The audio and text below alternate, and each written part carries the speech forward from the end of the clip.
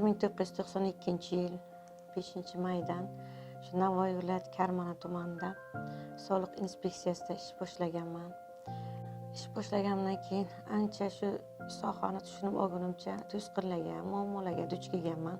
Lekin kasbimni juda sevganim uchun bu sohani qiyinchiliklari ham yengib o'tishga asos bo'lgan.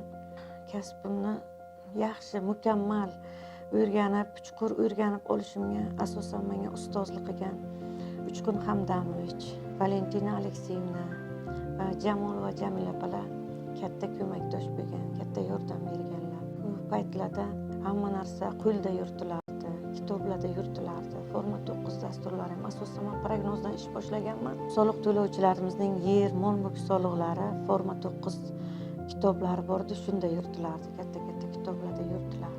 Elektron mashinkalar yo'q edi. Oddiy qo'l mashinkalarda inkassa talabnomalarini chiqarib, bularni 13 ta tumanimizda banklar bor edi. Shu banklarga qo'lda ustiga o'sha inkassalar ustiga reyestrlar qilib, qo'lda tarqatardik. Keyin ularni keltirib, o'rniga har bitta bankda alohida qilib papkalar ochilganda shu papkalarga tikib borardik. Juda ham qiyinchiliklar ko'p edi. Soliq sohasi endi tashkil etilgan paytlar edi. Uncha olib programmalashmagan edi bu dasturlarimiz. Lekin shunday bo'lishiga qaramasdan kasbimizni sevganimiz uchun shu hamma qiyinchiliklardan yengib o'tib shu kasbimizni mukammal o'rganib olish uchun harakat qilganmiz va shu ustozlarimizni hol joniga qo'ymaganmiz. Uni o'rgating, buni o'rgating. Soliqni ildizi juda ham chuqurda. Uni o'rganib olishimiz uchun bilimga ega ustozlar bo'lish kerak. Shu ustozlarimizdan biz juda ko'p narsani o'rganganmiz va mana shu kungacha 33 yil ishlab kelishgacha shu bizani o'sha ustozlarimiz asosan bizga sababchi bo'lgan. Keyin bundan tashqari oilamizda turmush o'rtog'imiz ham sababchi bo'lgan. Chunki u kishi bizani kech borsak ham, vaqtli turib kelsak ham, bizani qo'llab-quvvatlab turganlar. Bundan tashqari o'zimiz ham shu harakat qilganmizki, shu oilamizni ham o'rniga qo'yishga, shu soliq sohasidagi ishlarimizni ham o'rniga qo'yishga vaqtni tejab harakat qilganmiz.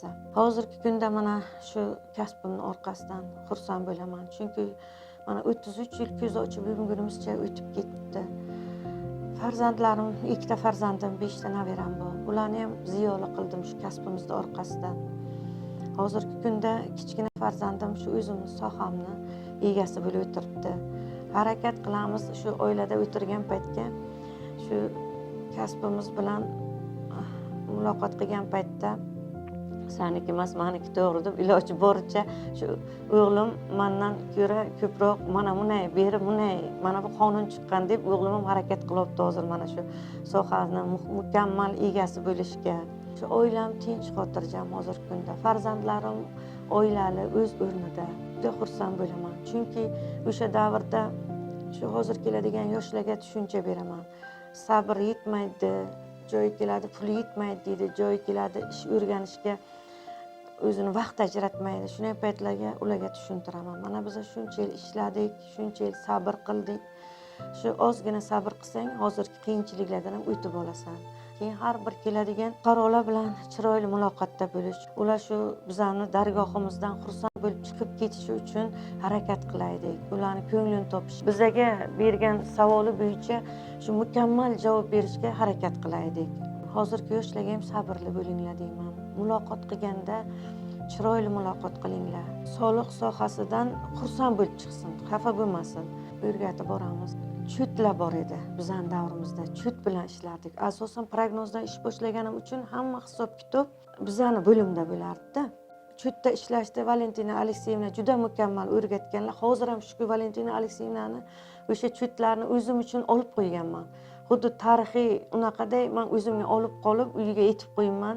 Farzandlarimga, nabiralarimga shu meni ustozimni chuti deb aytib xursand bo'laman. Va bundan tashqari o'sha davrda ishlatilgan kitoblarimgacha men o'zimga bitta chiroylikgina tarixiy muzeycha qilib qo'yibman.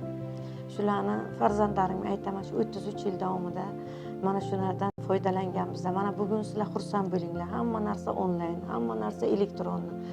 Kasbimdan xursandman. Kasbimning orqasidan kam bo'lmadim. Siz hozirgi yoshlarga ham aytaman. Shu kasbning egasi bo'lsangizlar, kam bo'lmaysizlar. Barakali kasb, judayam barakali kasb. Bu kasbni orqasidan kam bo'lgan insonlar kam. Shu uchun shu kasbni egasi bo'lishga bilimlaringizni ayamanglar. Hayotimdan mamnunman. Mamnunman kasbim.